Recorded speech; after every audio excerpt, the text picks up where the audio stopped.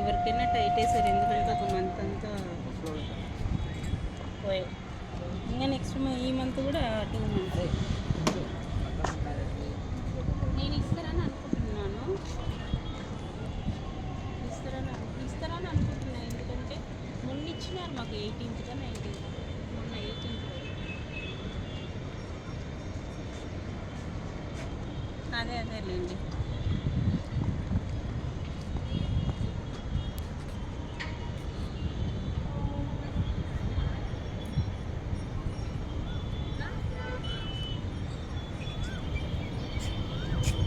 సరే సరే.